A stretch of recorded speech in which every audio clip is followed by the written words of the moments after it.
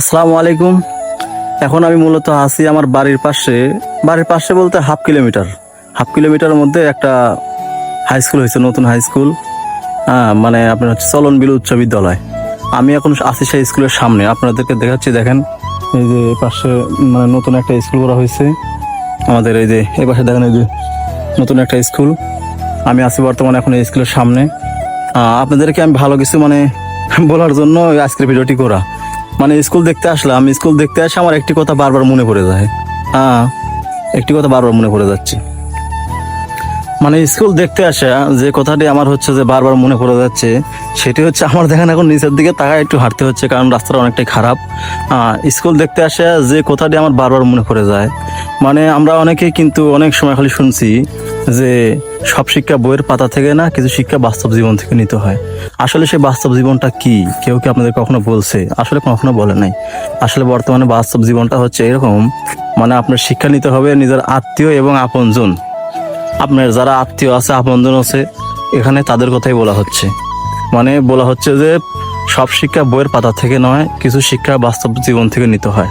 সেই বাস্তব জীবনটা কি? এখন আমি বলতেছি, বাস্তব জীবনটা হচ্ছে নিজের আত্মীয় এবং আপনজন। তারা আপনাকে ভালো মতো বুঝাবি যে বাস্তব জীবনটা আসলে কি।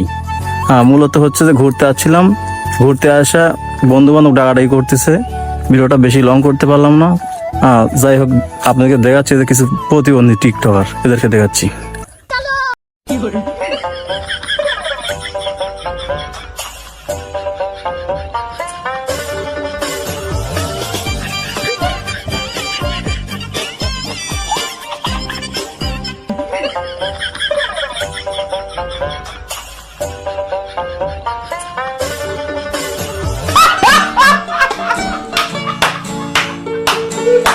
আজকে মূলত ঘুরতে ঘুরতে সময়টা শেষ, সন্ধ্যা হয়ে যাচ্ছে চারপাশ।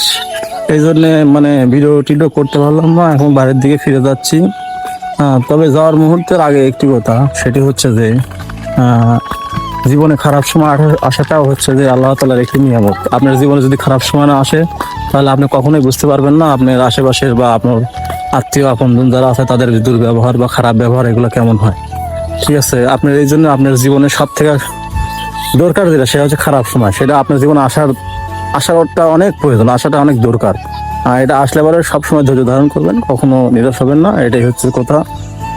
আমি আর বেশি ভিডিওটা লং করতে যাবো না। সবাই ভালো থাকবেন।